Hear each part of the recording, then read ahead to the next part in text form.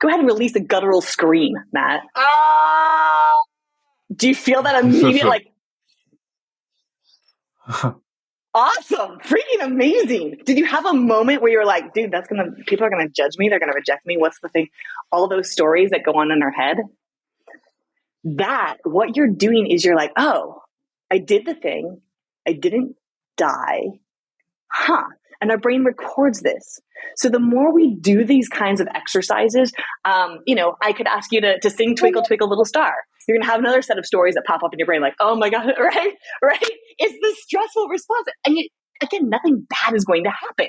So we train our brain by doing these slightly uncomfortable things so that when discomfort actually finds us and we're not seeking it, our brain goes, oh, I know what this is. When you're running across the savannah being chased by a tiger or a lion, that's never happened to me. And I can only imagine I'm fighting for my life. That's not the stress that many of us might feel every day, if it's a financial stress or if it's a couple kids yelling at each other, or if it's a boss who makes a passive aggressive comment and that causes stress. I mean, these are totally different things than fighting for survival. So to us more about So our body and brain treat it the same, stress, right? Yeah. Okay. Mm-hmm.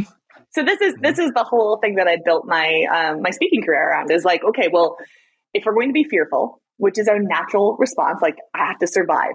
Our brain is really built for survival and reproduction. Like that's it. It's survival and sex. That's what we're thinking about all the time. We see a person, the first thing we notice is this person going to kill me or is this a potential mate? Like that's, sorry guys, we like to think that we're complex, but we're just not. Those are our basic instincts, right? And so once we understand that that's how our brain is processing, we can start to say, okay, I feel all of this going on, but this isn't a tiger. Okay. When I know that it's not a tiger, then I can begin to work to recalibrate that stress response, which means, I seek discomfort. What does seeking discomfort look like? You've probably heard the get out of your comfort zone. That's what that's all about. You're actually recalibrating your stress response to demonstrate that, yes, you might feel it, but you're still safe within it.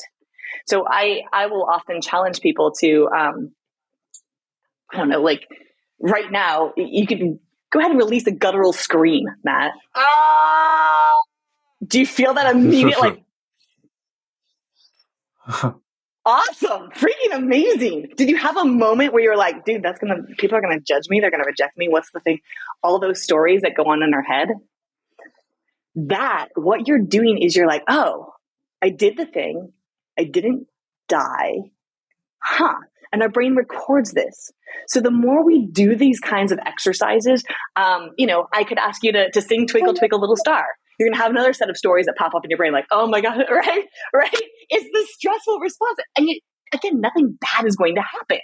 So we train our brain by doing these slightly uncomfortable things so that when discomfort actually finds us and we're not seeking it, our brain goes, oh, I know what this is. Hey, guess what? It's not a tiger. You don't have to go to these subconscious, instinctual reactions of fight, flight, freeze. We're okay to stay right here. So, I ask people to go through an exercise. I call it 3, 2, 1 or ABC. So the first step is awareness. You have to be aware of your stress response. Most of us aren't. Most of us wake up, we check our phones, and we're immediately in that stress response because, we see those 15 emails or we start to breathe more shallowly and we don't even recognize it, right? So just take 3 minutes and become aware, especially when you get triggered, right? Set a timer. And, some people will say, well, I don't want to lean into my stress. I'm like, absolutely you do. Otherwise, it's me telling your listeners, hey, don't think about pink elephants right now. Matt, don't you do it. Don't think about it. Right? The more we try to avoid the stress, the more it just kind of builds. So give yourself the space and time to be aware of it, to name it, to tame it, right? I'm going to name it. I'm going to be very clear about what it is. And I'm going to set my timer for 3 minutes and I'm going to worry the hell out of it. I'm just going to think about it and get anxious about it and get all that energy up. Cool. Now you've gotten through that first part of that initial tiger response, right? The second step, the B, take a breath. I know it's everybody's least favorite thing, but as a stress physiologist, I am telling you, it is the most powerful thing that you have in your arsenal, right? That slow breath, when you take a slow conscious breath, you're signaling to your brain it's not a threat. You would never, when a lion's chasing you, you never go.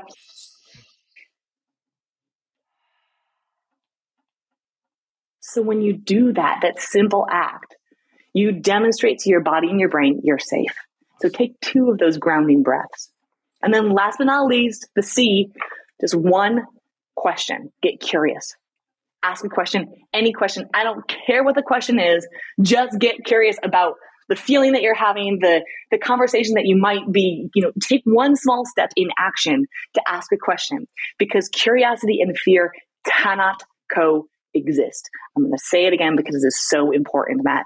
Curiosity and fear cannot coexist. There's no brain mechanism for it, because for 200,000 plus years of human evolution, no one ever had a tiger charging them and went, I wonder how fast it's coming, right? Like you don't have that opportunity. Yeah.